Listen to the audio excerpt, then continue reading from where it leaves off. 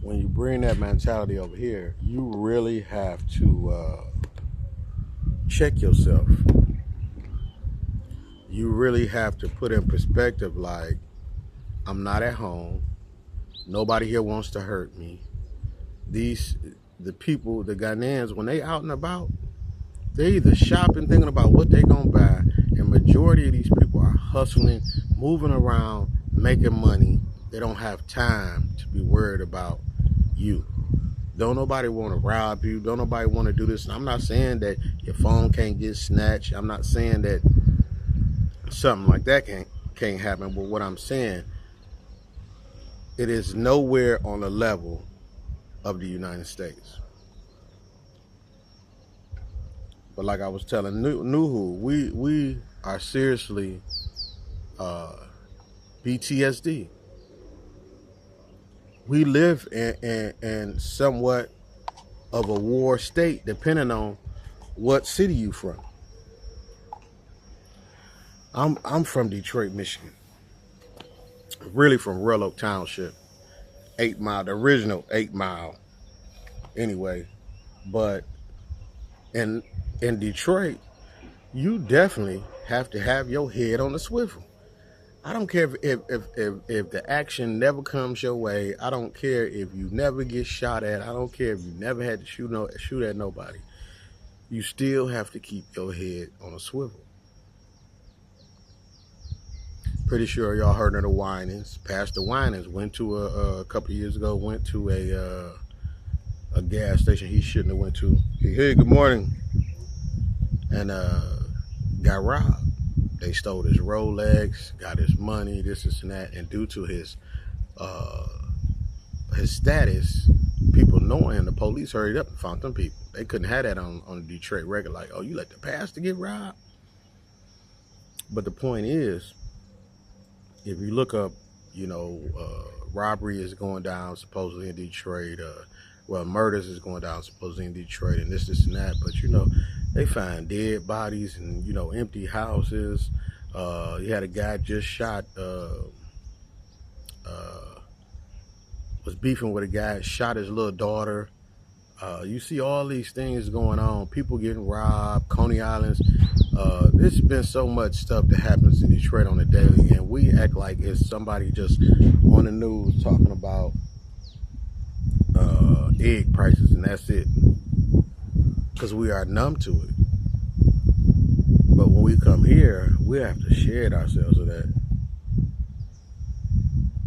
Man, this breeze coming through here. Now back behind me, there's a road, and you hear some trucks here and there, car here and there. But you know what I haven't heard? Like police sirens, EMS, people burning rubber, shots. Usually you in the city, you get used to it. The summertime, you got the window open, you may hear dot dot dot dot dot dot dot dot dot, ba ba ba ba. Then you hear screw. We got like a 4-way intersection in front of our house, so people will drive, come in the middle of that 4-way and just do 360s, zoom, and take off. Wake you up at 3 o'clock in the morning. You got to be to work. You got to get up for work in 2 more hours. You hear the fire trucks all night long.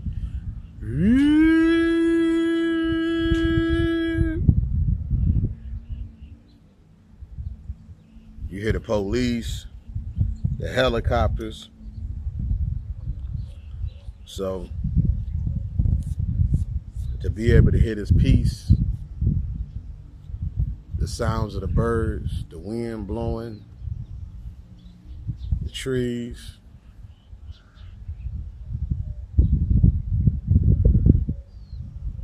And there's so much construction going on. So much. When I tell you, construction is going on everywhere. Agenda, we went past there. Nuhu, Nuhu also is doing. He does the plants, any kind of plants that you want, vegetables, any type of fruit tree, anything like that. Nuhu is doing that. But he also does things like if you have property and you need somebody to go by and check on your property, if there's certain information that you need, Nuhu got you. I was, the last couple of days, me and Nuhu have been having conversations. And when I tell you, Nuhu he's a different breed of man. He is very knowledgeable on farming, just having business ideas in general. He can lead you in the right way. Like he told me, he has been to so many different regions of Ghana, outside of Ghana. He's done his studies on plants and the dirt, and he knows what the soil needs for this plant and that plant.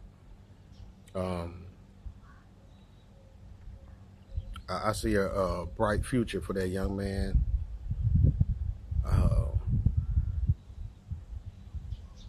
But he was kicking some knowledge to me, as y'all can see in the video, when I was just sitting down talking to him, and I decided to turn on the start recording because I felt like people needed to hear that, because I hear so many people saying this or saying that. And one thing that he hit me hard with, besides he gave me an old African saying, and the African saying was, at the end of every finish line is a new race. Wow. At the end of every finish line, there's a new race. It's the beginning of a new race. So in other words, once you conquer something, you're about to start a new race. A new race begins for something else. And that's a good thing. Unless you just like, you want to sit around and not do nothing and just, even then, sometimes it'll come to you. But he was just telling me a lot of us come to Africa with so many plans in our head, but we don't take the time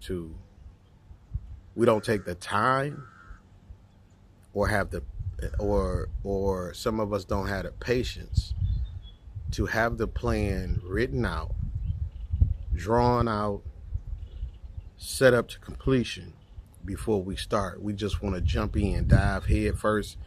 I got the money, so I can do blah, blah, blah, blah, blah, blah, blah, blah, blah, blah, blah, blah, and get it done. And he was just telling me, like, it's not about the money. It's about doing things proper, doing it the proper way. Have you tested the land? How much did you pay for the land? What is your next step after you purchase the land?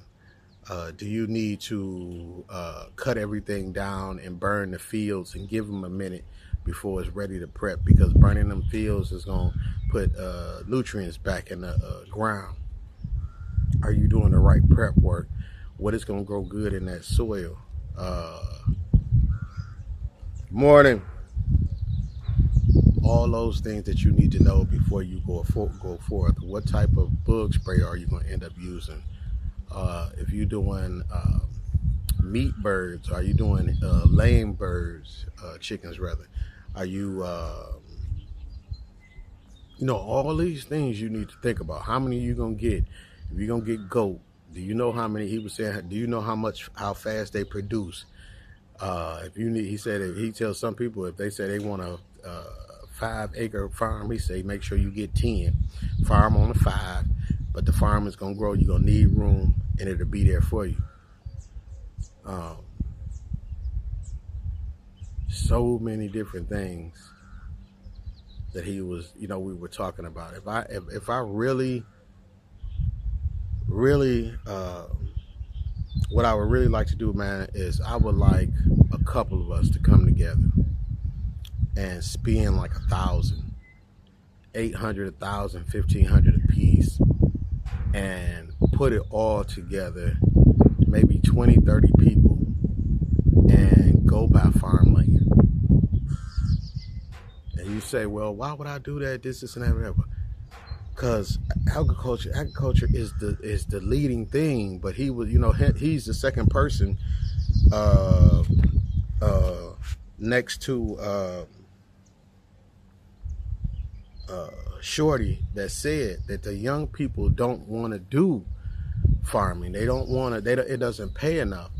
But after talking to Nuhu, and he was telling me what you need to do for your employees and the incentives you need to give them, and when you're looking out for them, how they become loyal, and separating those that are just there for the money and those that will follow you with your dream, and it becomes their dream because they know it benefits them and their family, and they want to see you succeed.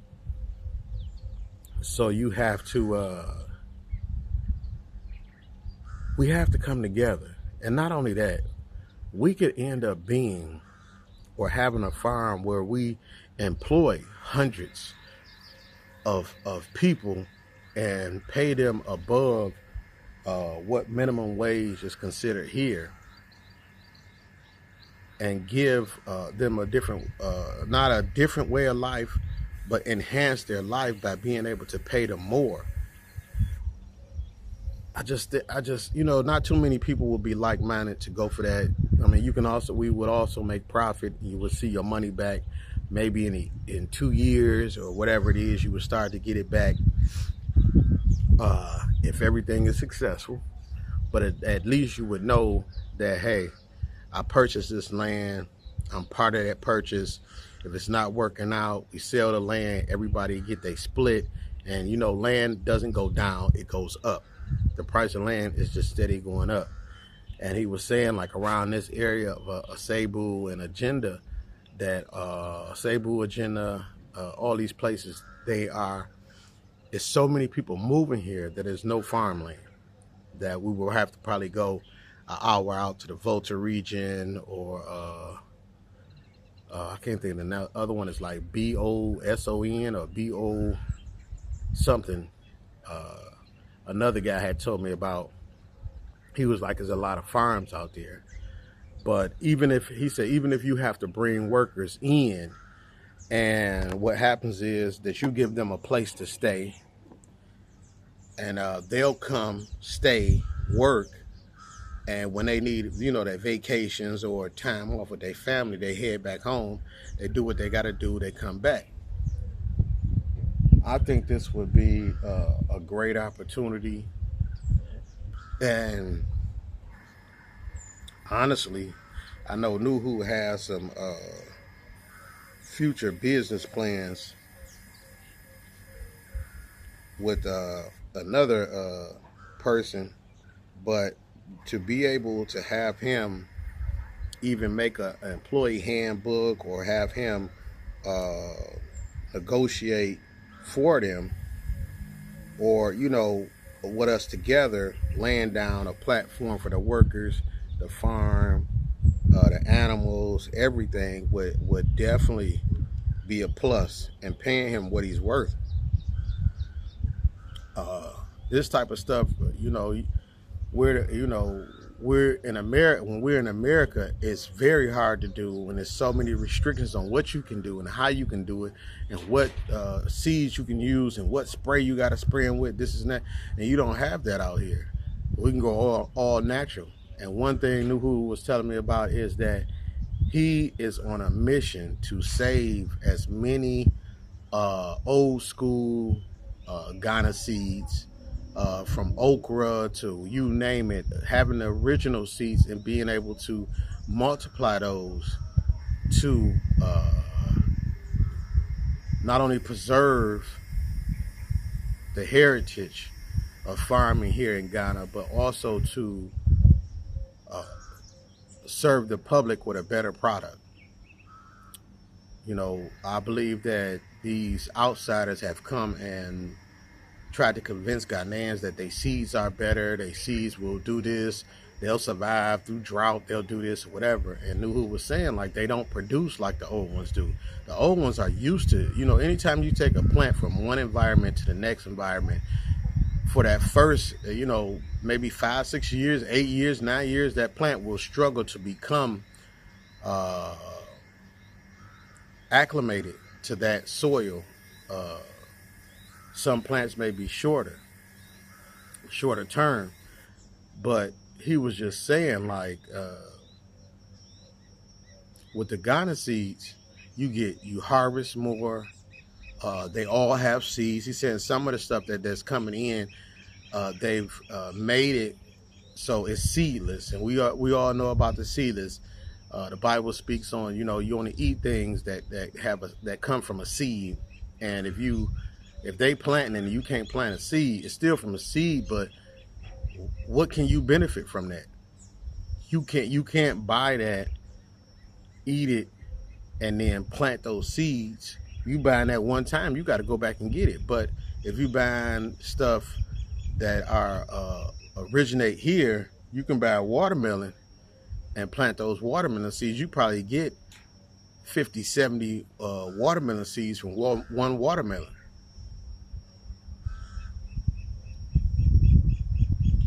And I truly believe that, I know that farming is the way. The livestock, the fruit trees, all this is the way, because it's going to self-sufficiency, not relying on other countries. And the next step after that would be processing plants.